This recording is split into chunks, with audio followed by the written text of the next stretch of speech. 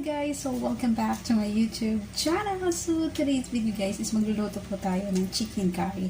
So, ang chicken curry natin is na-prepare ko na po lahat ng mga ingredients, is nahugasan ko rin, naghiwa na din ako. So, lahat po naman tayo is marunong magluto ng chicken curry. Iba-iba lang talaga ang way sa pagluluto natin kung paano magluto ng chicken curry. So, sa akin naman, ang pagluluto ko naman sa chicken curry is simple lang naman siya. As I said, simplest ways cooking. So, ito na po ang mga ingredient ko. So, hindi po mawawala ang ating cinnamon. Mga 12 spices. So, kaso hindi siya 12. Mga 3 lang ito. Ang meron na kami dito. So, meron ako dito cinnamon, at saka star anise, at saka yung kulay green na seeds. Ayan o.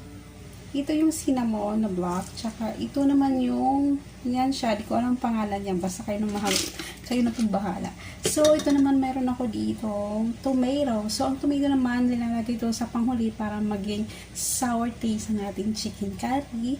At saka ang ating curry leaves and ating lemongrass. At saka huwag natin kalimutan ang pinaka-important natin ang chicken. And also ang ating potato. And syempre ang ating curry paste. Ito ang ating ilalagay natin, ang ating curry paste. At saka ang ating loaf bread. Chicken curry with loaf bread. Ang ating dinner for today. So, wala po kaming milk. Wala po kaming coconut milk. So, ayaw ng amo ko ng coconut milk. So, pinalitan na lang po namin siya ng Carnation. So, Carnation po ang ilalagay namin sa ating chicken curry. Hindi po coconut milk. Kasi ayaw nga niya ng coconut milk. So, nag-decide ang aking amo mag-Carnation milk ang ilalagay namin. So, ganito po kami pag nagluto kami ng chicken curry, isang Carnation milk ang ilalagay.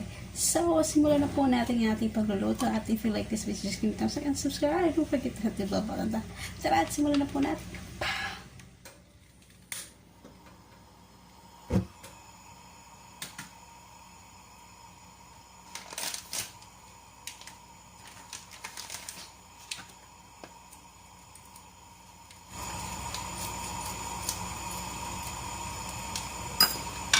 Siyempre, ang ating chicken curry paste ang ilalagay natin sa ating wok.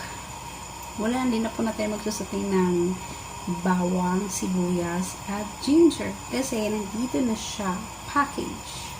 So, put it there.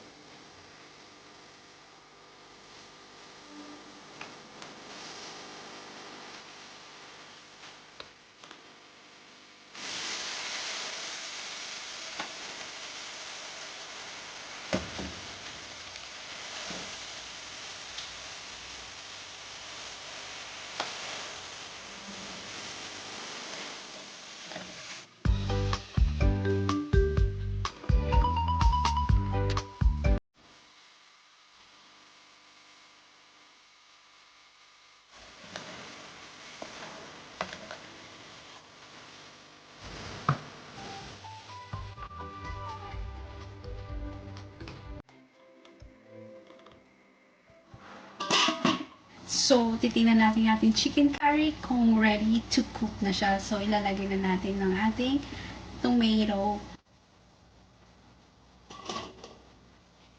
Wow! What happened to you?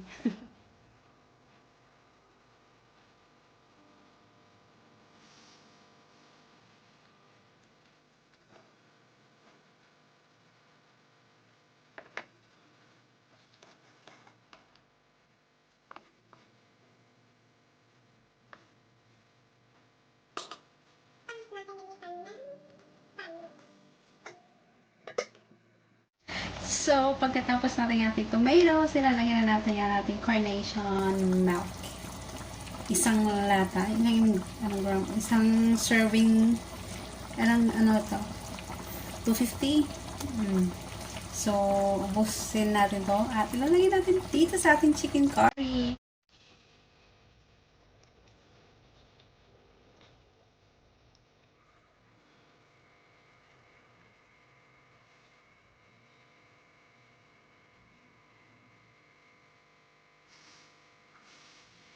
So, hindi natin siya hahaluin. Tatakpan lang natin within 2 minutes. Ayan siya. So, hahaluin na natin siya.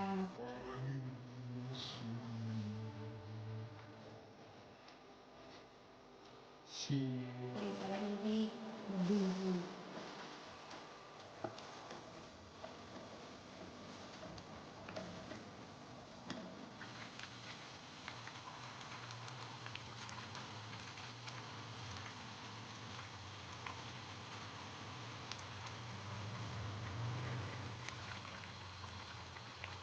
So, titikman natin yung ating chicken curry sauce at saka yung potato. Yung chicken later na lang. So, ang sauce natin.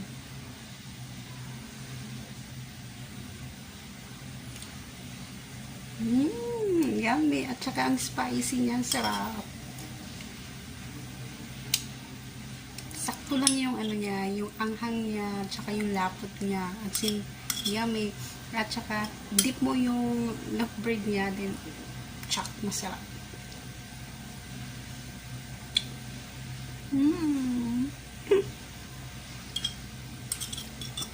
Tapos meron pa siyang malalasahan mo yung sour niya dahil nga sa tomato.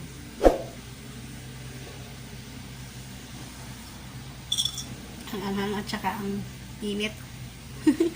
So guys, if you like this video, just give me a thumbs up and subscribe, and don't forget to hit the button for my lots of my video about easy ways cooking. So bye for now and see you next time.